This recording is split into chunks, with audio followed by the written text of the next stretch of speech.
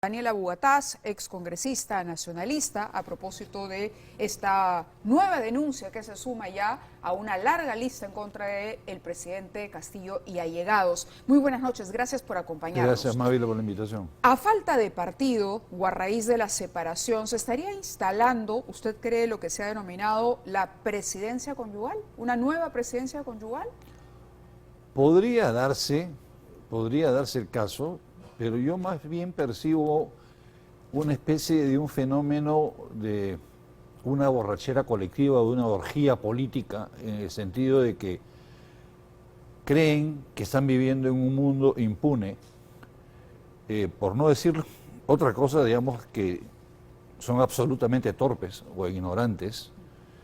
Creo que después de lo que han vivido, de lo que han oído, de lo que ha pasado, ya volver a tener ese tipo de reuniones, volver a tener ese tipo de actividades, de tráfico de influencias, eso ya es, creo yo, creer que están en una burbuja de una orgía política, de impunidad absoluta, que además, de alguna manera u otra, creo yo, es alimentada por los hechos históricos en el Perú, ¿no? O sea, ¿de qué manera? ¿de qué cosa? ¿Quién ha sido condenado en el Perú, salvo Fujimori y Toledo, que está ahora detenido en Estados Unidos? Eso quiere decir que el presidente, o por la cabeza del presidente, estaría pasando, puedo hacer lo que me da la gana, soy presidente y a la hora de la hora, la justicia nunca llegará porque no pasa nada. No pasa nada, no pasa nada. Yo creo que después de lo de Odebrecht y de toda la gente involucrada, Keiko Fujimori, Ollanta Humala, Nadine Heredia, el Alan García, que decidió quitarse la vida, y cuantos otros hay, todos los de los clubes de la construcción, la gente del Banco de Crédito, todos los metidos, no pasa nada. No pasa nada. Entonces dirán ellos, si a ellos no les pasa nada, ¿por qué nos va a pasar a nosotros? Bueno, de hecho, en algún momento cuando se le pregunta a gente del gobierno dicen, pero ¿por qué nos reclaman a nosotros y otros tantos? Y el propio presidente Castillo, me parece que en algún recorrido por el país lo ha dicho, en alguna reunión de ministros. Ahora, por otro lado, quería aprovechar su presencia porque mucho se dice que el presidente está virando, ¿no? Cerrón le ha reclamado que no sea leal al ideario, ¿no? Ha dicho el presidente simplemente está manteniendo un modelo que se ha aplicado en el país, se ha acomodado al modelo neoliberal. ¿Esto significaría que hay una suerte de humanización, como se ha mencionado últimamente en el término? ¿Usted diría que está pasando algo parecido a lo que en su momento ocurrió con el presidente Humala? Bueno, lo de que ocurrió con Humala fue que Humala le entregó el gobierno a la CONFIEP, desde mi punto de vista, mi opinión. Aquí el señor Castillo no le está entregando el gobierno a nadie. O sea, sí está teniendo gestos muy extraños que favorecen sobre todo a los grandes poderes económicos. Por ejemplo, dígame. Por ejemplo, regalar 400 y pico millones a los pesqueros, exonerándolo de las multas, por ejemplo. Y nadie ha dicho, esta boca es mía, ¿no? Hay varios casos más que se están... lo que han estado promoviendo en el Congreso de la República, entregarle el petróleo, el día de hoy, con el precio del petróleo, regalárselo 10 años más a empresas extranjeras. El caso de Gamarra y los textiles peruanos, favorecer al extranjero en contra del trabajador peruano, un hombre identificado con la izquierda, un hombre que trabaja para el pueblo. O sea, eso es inaudito. O sea, yo no diría que está... humanizándose, porque eso no fue nada más allá que seguir con lo que ya había y manejado por la misma gente de siempre. Más temprano, en una conversación, el congresista Bellido me decía, el presidente está en piloto automático, o este gobierno simplemente está en piloto automático. El tema es que usted siente lo mismo, que está en piloto automático, o que ni siquiera hay piloto, que es lo que dicen sus detractores. Mira, los que tenemos años de vida, más allá de los que tienes tú, hemos tenido cierto nivel de protección sabiendo de que existe un Ministerio de Economía y un Banco Central de Reserva que han estado adoptando las medidas adecuadas. Y yo no veo que esté ocurriendo eso en este momento. En este momento la situación... ¿Ni siquiera el Ministerio de Economía? Ni siquiera el Ministerio de Economía. Es gravísima. La situación que estamos viviendo es gravísima. Lo que está ocurriendo con la minería, por más que Se refiere a los conflictos y a la posibilidad los de conflictos conocidos y los no conocidos, además de la reducción de precios que está viniendo en picada. En los últimos 30 días hay reducciones hasta de 20% en el precio del cobre, por ejemplo. Y se calcula que va a continuar la caída de precios porque se espera una recesión mundial brutal. Para el próximo año no va a haber con qué pagar planillas al Estado. Y el día de hoy están discutiendo... ¿El próximo año? El próximo año. No va a haber con qué. No va a haber con qué. Si se dan los hechos como vienen anunciándose, ¿no? Ayer hablaban del petróleo a 380 y hoy día sale la noticia que el petróleo se va a caer a 65. ¿Por qué? Porque la recesión mundial es de tal magnitud que se están viniendo abajo los precios de todos. El algodón, el cobre, el acero, todo se está viniendo al piso. Y van en su momento a caer al piso cuando exista suficiente abastecimiento de los alimentos, que no lo hay en ese momento.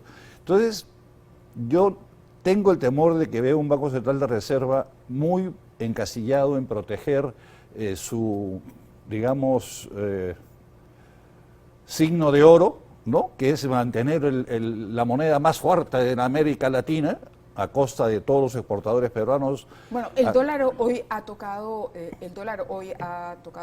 un pico 3.83 ¿no? y pico, sí, 3.84, sí. Cuando debería estar en 4.50. Sí, exacto. O sea, entonces seguimos jugando, obviamente, que si sueltan el dólar y estamos con una economía absolutamente dependiente de los productos importados, la inflación va a pasar de 10 a 20 a 30 a 40. O sea, eso es algo, va a haber un shock tipo el que hubo con Hurtado Mire, tarde o temprano. O sea, este juego sucio del control de la moneda que viene durante los últimos 20 años, que lo llaman el éxito, pero no tiene un límite. O sea, tiene un límite con el cual tú puedes jugar con la moneda. En el momento que dejan de ingresar divisas, cuando se reducen las exportaciones mineras, se reducen las exportaciones agrícolas, ahí vamos a ver qué cosa es lo que va a pasar. Pero por el contrario, quienes invierten, digamos, la inversión privada, lo que le reclama al Estado es que, más bien, o mejor dicho, lo único que le reconoce que está más o menos bien es la autonomía del Banco Central de Reserva y el manejo del MEF en manos de Oscar Graham. Es decir, es lo único que se podría rescatar para la mayoría de los críticos de este gobierno, con una inversión absolutamente contraída y una inversión pública que además da pena. Graham ha sido un tesorero, es un buen tesorero, ha sido un buen tesorero del Ministerio de Economía y Finanzas.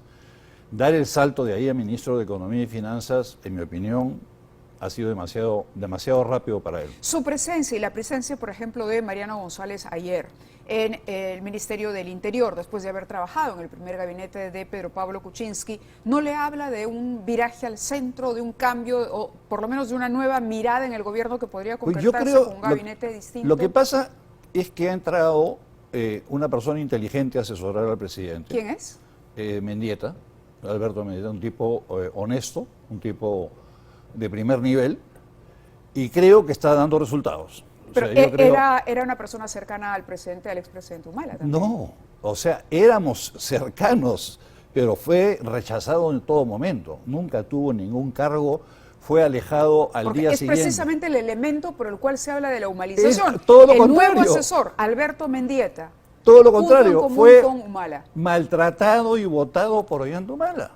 Alberto Mendieta trabajó arduamente durante 5 años en el partido. En el plan de gobierno hemos estado de la mano, trabajando juntos. Y a la hora de la hora, ¿qué cargo tuvo Alberto Mendieta? ¿Cómo llega Mendieta al entorno del Castillo? ¿Cómo cree que ha llegado? ¿Quién no lo invita? idea. ¿Quién lo convoca? ¿O va él y se ofrece voluntariamente? No creo. Ahí me imagino que alguien se lo ha recomendado a Castillo y en buena hora, porque ya se está viendo que por lo menos trató de hablar. No sé qué es lo que quiso decir Pedro Castillo antes, pero finalmente no dijo nada que es mejor. En el acercamiento con la prensa. Sí, que finalmente no dijo nada que es mejor, ¿no? Pero yo creo que todo lo contrario de lo que la gente cree de que es un puesto por Humala o no, es todo lo contrario. Alberto Mendieta es una persona que se sacrificó por el Partido Nacionalista, fue traicionado y es un tipo muy competente. ¿Traicionado por qué? ¿Qué era lo que no le gustaba a Humala de Mendieta? ¿Por qué lo apartaron? Contestón. Es una persona que tenía opinión propia, o sea, que defendía sus ideas. Cuando se sabía cosas mal hechas, se las decía, contra muchos que caían en la boca.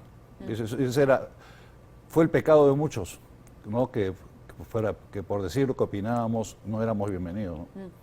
Ahora, si es tan buen asesor, es un poco raro que el presidente siga cometiendo errores de la magnitud de la que ha cometido últimamente. Pero no le pides que le ponga el cerebro de Mendieta a Castillo. A ver, el papel de la señora está creciendo, ¿no? De la primera dama está creciendo, cada vez la escuchamos más, participa más, recibe empresarios también en Palacio de Gobierno, está la hermana directamente vinculada a un contratista. No, pero yo no creo, por lo poco que lo conocía a Pedro Castillo, es una persona que no escucha. O sea, es muy difícil. O sea, lo que puedo dar fe yo. Y el cargo de jefe de gabinete de asesores, que tiene poco o nada que ver con la hermana, la cuñada, Mendieta, que es el que tiene estamos Mendieta, viendo en pantalla. Que tiene poco o nada que ver con la hermana, la cuñada o con la prima. Esos ya son temas familiares donde los asesores no participan, ¿no? Pero en buena hora que esté él y alguna otra gente que sé que están apoyando, porque nadie quiere que el país se descalabre, ¿no? O sea, en estos momentos, ¿y por qué Mendieta aseguraría ese no descalabro? ¿Por qué podría ser la solución al descalabro? No digo que sea la solución, digo que puede ayudar a que no nos descalabremos. ¿Por qué? Porque es un tipo inteligente, bien formado, con buena educación y bien intencionado y honesto. O sea, yo doy fe, lo conozco profundamente, hemos trabajado juntos. Se dice que Wilfredo Pedraza estaría también dentro de los nombres para presidir el próximo gabinete que el presidente anunciaría en 28 de julio. Wilfredo Pedraza ha dicho que no, pero ya sabemos cómo es, nadie va a decir que sí antes de. ¿Usted lo ve en ese cargo? Dios nos libre. O sea, yo honestamente, Wilfredo Pedraza... Que ha sido ministro del presidente Humala y que ha sido abogado también. ¿Por qué que Dios nos libre? ¿Cuál es su reparo con Pedraza? No me parece una persona transparente ni honesta. ¿Por qué? No me parece. O sea, ¿pero por mera percepción o tiene motivos de fondo? Tengo motivos de fondo porque conozco muchas cosas las cuales él defiende y que sé que él también las sabe. Entonces... ¿Y que no las puede decir? No las puedo decir, pero yo no creo que una persona como Pedraza deba seguir en la política. O sea, que siga con sus estudios de abogado, que siga haciendo lo que está haciendo, pero le ha hecho mucho daño al país. ¿Cómo? Es un falso. Es un tipo que no tiene honestidad, que no tiene transparencia. Entonces, pero para que usted se refiera en esos términos a alguien, debería decirnos por qué. No lo puedo decir en este momento. En este momento no lo puedo decir. ¿Corrupción? Que lo diga la Fiscalía. ¿Y a quién se le ocurre a usted en su lugar como premier? ¿Quién sería, a ver, en la línea de Mendieta? Si es que Mendieta aconseja bien al presidente, ¿qué perfil podría tener un próximo premier? ¿Qué perfil puede tener el próximo premier? Tienes que buscar... ¿O cree que Aníbal Torres debería continuar a la cabeza de... No sería una mala idea. No sería una mala idea. No, porque cualquier otro que suba lo van a pulverizar en 60 días, ¿no? Y yo creo que ya Aníbal ha logrado un estatus de sostenibilidad en relación con el Congreso, con la prensa, como lo ha hecho, pero ya no lo atacan, ya no se meten con él, está la PCM caminando, se supone que está haciendo el trabajo para el cual ha sido elegido y puesto en... ¿Está la PCM caminando? Aparentemente. Hay menos escándalos, hay menos incumplimientos, hay más presencia en lo que es la solución de conflictos, están asistiendo a las reuniones, de lo que yo he averiguado. Entonces, de repente ya encontró su camino, su forma de actuar.